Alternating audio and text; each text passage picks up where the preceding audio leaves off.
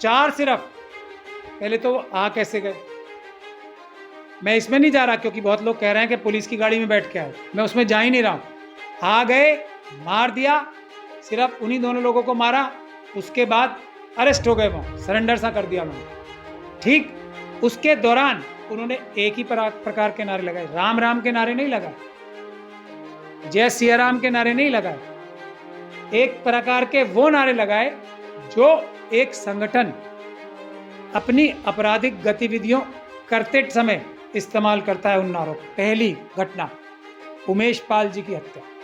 उमेश पाल जी कौन थे और उनके साथ उनके सुरक्षा कर्मियों की हत्या और लोगों की हत्या, कौन थे वो, कौन सुरक्षा प्रदान कर रहा था उन्हें? उत्तर प्रदेश की पुलिस। उत्तर प्रदेश की सरकार ने आपराधिक साजिश के तहत क्या एक ऐसी आश्वासन नहीं दिया था सुप्रीम कोर्ट में कि हम इनको पूरी सुरक्षा दे रहे हैं? स्वागत है आप सभी का, मैं असरार अहमद। जिस तरीके से प्रयागराज में पूर्व सांसद और 5 बार के विधायक अतीक अहमद को कैमरे के सामने गोली मारी गई है, लगातार पुलिस प्रशासन पर सवाल उठ रहा है। और उस तरीके जिस तरीके से मुख्यमंत्री ने भी कहा था सदन में कि माफिया को मिट्टी में मिला देंगे, लोग अब ये सवाल कर रहे हैं कि आखिर ऐसी भाषाओं का इस्तेमाल क्यों किया जा रहा था। इन तमाम मुद्दों पर बातचीत करने के लिए हमारे साथ मौजूद हैं सुप्रीम कोर्ट के senior advocate Mahmood Paracha sir. Sir ये बताइए, जिस तरीके से अतीक अहमद की हत्या की गई, उनके भाई को लाइव कैमरे के सामने गोली मारी गई, उसको आप कैसे देख रहे हैं?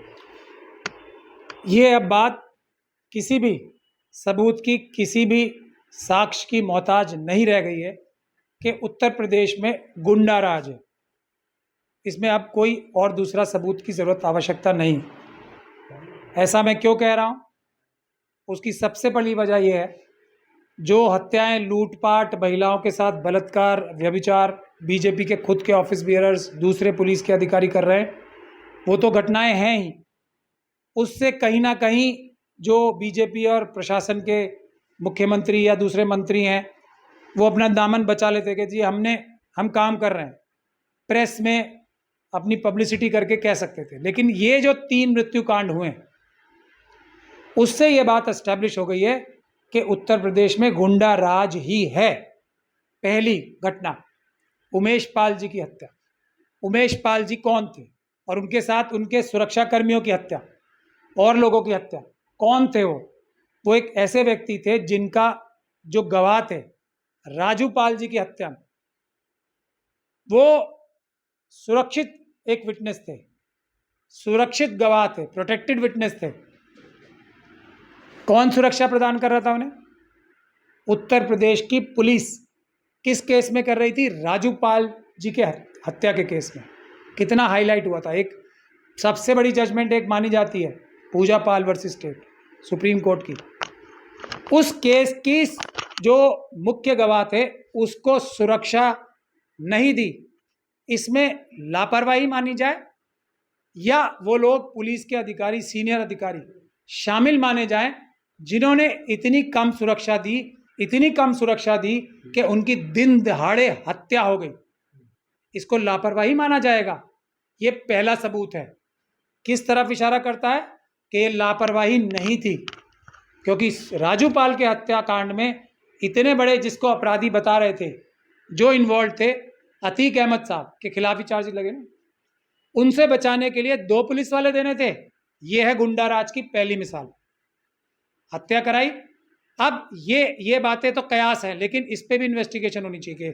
केंद्र के एक बड़े मंत्री और योगी आदित्यनाथ जो मुख्यमंत्री यूपी के हैं, उनके बीच में जो तनातनी चल रही है, एक दूसरे को नीचा दिखाने की चेष्टा जो चल रही है, कुछ उनके अपने मंत्री हैं योगी आदित्यनाथ जी के, जिनसे उनकी तनातनी चल रही है, नीचा ऊपर दिखाने की कोशिश हो रही है।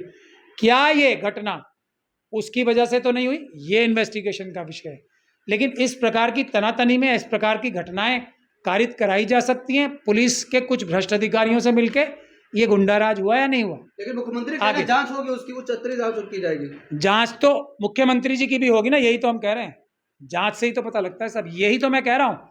ये मैं इसीलिए आपको समझा रहा हूँ घटना चक्र के गुंडा राज के। फिर मैं मुख्यमंत्री जी की जांच के विषय पे भी आऊँगा।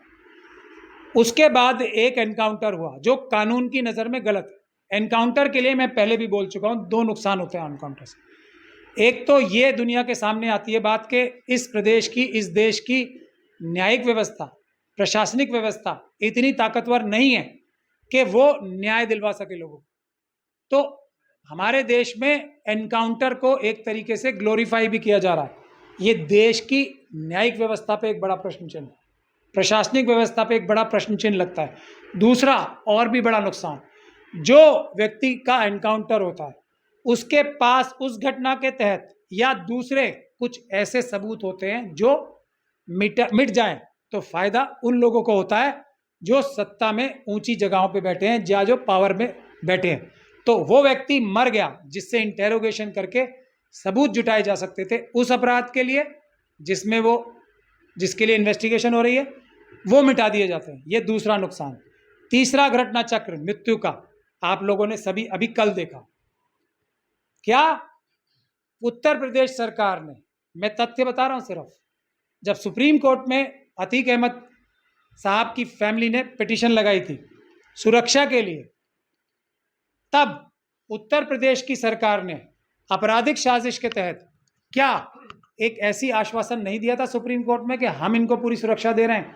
उस झूठे आश्वासन से को सच मानकर सुप्रीम कोर्ट ने वो पिटीशन अलाउ नहीं की। ये आपराधिक साजिश का हिस्सा है या नहीं है, इसकी जांच होनी क्या आवश्यक नहीं है? ये क्या एक सबूत नहीं है? क्योंकि जो क्रिमिनल कॉन्स्पिरेसी है, आपराधिक साजिश है, ये कानून भी है और वैसे भी उसका कोई सीधा सबूत नहीं होता, चश्मदीद गवाह नहीं होता। जो हालात होते हैं, सर्कमस्टांसेस होते हैं, वो ही उसका सबूत होते हैं। तो ये मैंने दूसरा आपको हालात बताए सबूत के तौर पे। उसके बाद किस प्रकार से चार सिर्फ, पहले तो आ कैसे गए, मैं इसमें नहीं जा रहा क्योंकि बहुत लोग कह रहे हैं कि पुलिस की गाड़ी में बैठ के आए, मैं उसमें जा ही नहीं रहा हूं। आ गए, मार दिया, सिर्फ उन्हीं दोनों लोगों को मारा, उसके बाद अरेस्ट हो गए, वो सरेंडर सा कर दिया उन्होंने। ठीक उसके दौरान उन्होंने एक ही प्रकार के नारे लगाए, राम राम के नारे नहीं लगाए, जय सिया राम के नारे नहीं लगाए, एक प्रकार के वो नारे लगाए जो एक संगठन अपनी आपराधिक गतिविधियों करते समय इस्तेमाल करता है उन नारों को। इसीलिए मैं कह रहा हूं राम राम के नारे नहीं लगाए, कोई और दूसरे नारे नहीं लगाए। जो बजरंग दल, विश्व हिंदू परिषद और आरएसएस के दूसरे संगठन कोई भी आपराधिक घटना करते समय जो एक अपनी वॉर क्राई जिसे कहते हैं ना, उसका इस्तेमाल करता है, वो लगाए। तो क्या आरएसएस, बीजेपी, उस बीजेपी संगठन के नारे नहीं थे, उनकी वॉर क्राई नहीं थी? तो योगी आदित्यनाथ और बीजेपी के लोगों के खिलाफ इन्वेस्टिगेशन करने की इस साजिश का दूसरा सबूत। लेकिन तीसरा सबूत, योगी के खिलाफ क्यों साजिश? वो बीजेपी के मुख्यमंत्री नहीं है, उस पर मैं आ रहा हूं। पहले तो मैं बीजेपी खुद कह रहे हैं जांच होगी, हम जांच करेंगे, जो आरोपी हैं उनके। मैं भी तो यही कह रहा हूं, जांच होनी चाहिए। बीजेपी के मैं सबूत दे रहा हूं आपको, आरएसएस के सबूत दे रहा हूं। तीसरी चीज, उसके बाद ये जो आई वॉश के तौर पे 15 पुलिस अधिकारियों को सस्पेंड करके बचाने की कोशिश की जा रही है, उन्हें हौसला दिया जा रहा है कि हम तुम्हें सस्पेंड करें। ऐसा ही होता है ना, अभी मामला ठंडा होने दो, तुम्हें वापस उन्हीं मलाईदार पदों पे ले आया जाए। किसी सीनियर अधिकारी, ये अतीक अहमद और उनके भाई कौन थे, ये न्यायिक सुरक्षा में थे, न्यायिक हिरासत में थे। जज साहब की हिरासत में होने के बावजूद इतनी लचर व्यवस्था की गई कि उनकी हत्या की गई। किस सीनियर ऑफिसर के खिलाफ एफआईआर दर्ज की? यह है सबूत योगी जी की इन्वॉल्वमेंट। उसके बाद ये जो जश्न मनाया गया, किसी आम व्यक्ति ने नहीं मनाया है, जनता ने नहीं मनाया है, उन्हीं के जो संगठन के लोग हैं, बजरंग दल, विश्व हिंदू परिषद, वही नारे लगाते हुए, जो मारते हत्या करते समय थे, वही नारे लगा के इन्होंने जश्न मनाया। ये लोग भी सब उस घटना चक्र में शामिल हैं, उस साजिश में शामिल हैं। ये चौथा सबूत। पांचवा सबूत, जो क्रिमिनल मीडिया है इनकी, उसने बीजेपी और आरएसएस को राजनीतिक लाभ पहुंचाने के लिए इसको सांप्रदायिक रंग देना शुरू कर दिया इन जश्न के माहौल से, और अतीक की हत्या को किस तरीके से सांप्रदायिक रूप देना शुरू कर दिया। किसको फायदा होता है? भारतीय जनता पार्टी और आरएसएस को। तो मैं ये जो बता रहा हूं, ये एक और सबूत है, क्योंकि आपराधिक साजिश के डायरेक्ट सबूत नहीं होते, ये एक और सबूत आ गया। अब इन सभी सबूतों की पांचवा सबूत, अडानी के खिलाफ जो पूरे देश में माहौल बन रहा था, और अभी जो सत्यपाल मलिक जी ने जो पुलवामा के बारे में जो खुलासे किए हैं, सत्यपाल मलिक जी कौन है?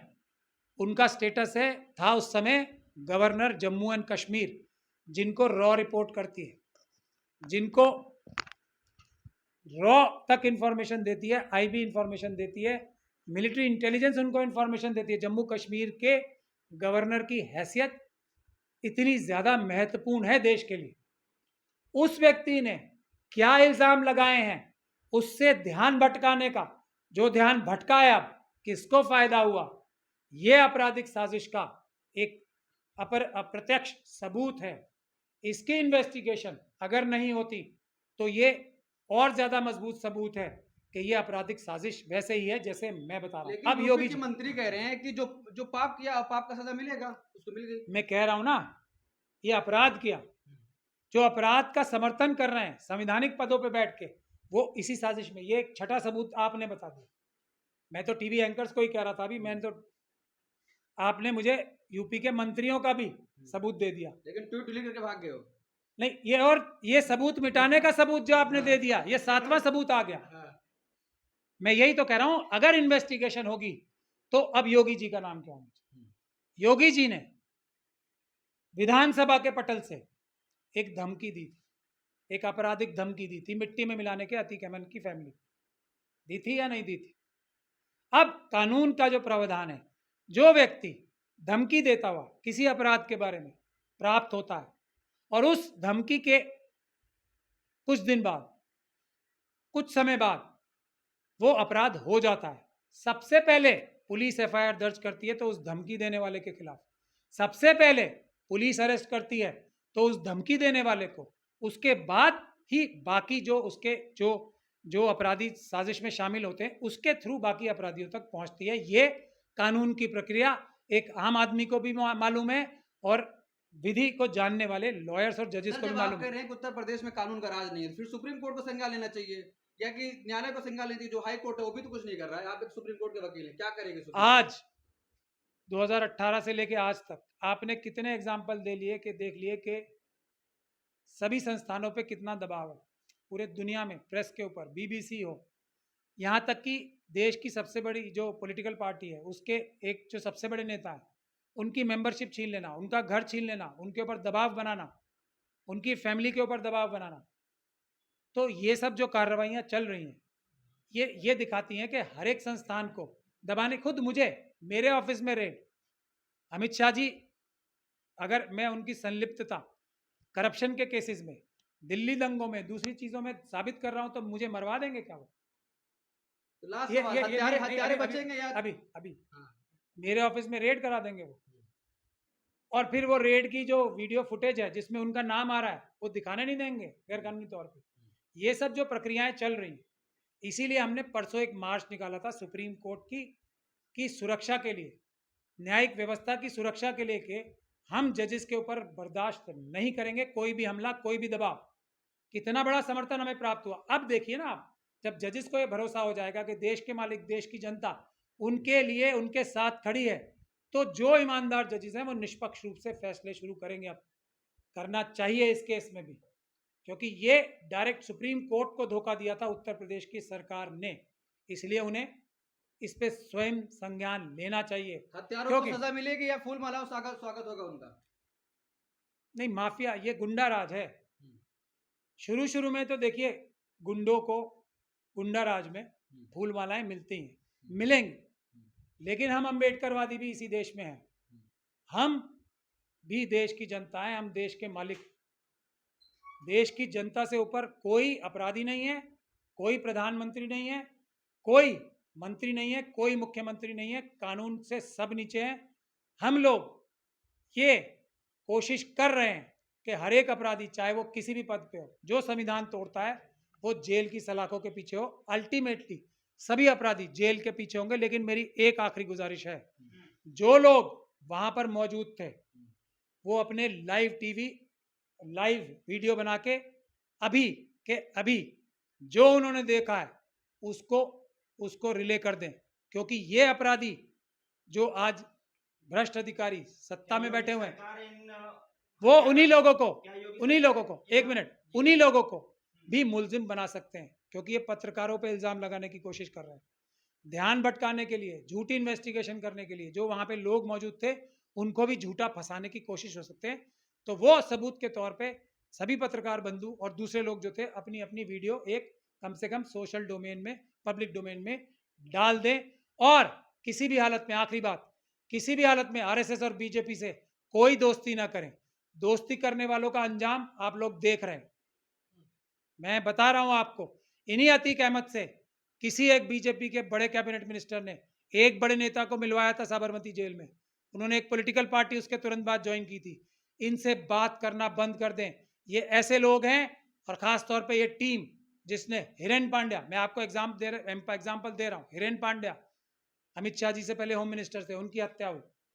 सोहराबुद्दीन, तुलसीराम प्रजापति, खुद ये सब तो छोड़ दीजिए जो राजनीतिक गुरु थे, आडवाणी जी, मुरली मनोहर जोशी जी, सुषमा स्वराज जी और अरुण जेटली जी, इन सब का जो इनको हाथ में पकड़ के खाना खिलाने वाले लोग थे, उनके साथ क्या बिहेवियर इन्होंने किया है वो देख लें। ये अपने पराये को नहीं समझते, ये सिर्फ लालची लोग हैं। ये अपने लालच के लिए किसी भी हद तक जा सकते हैं।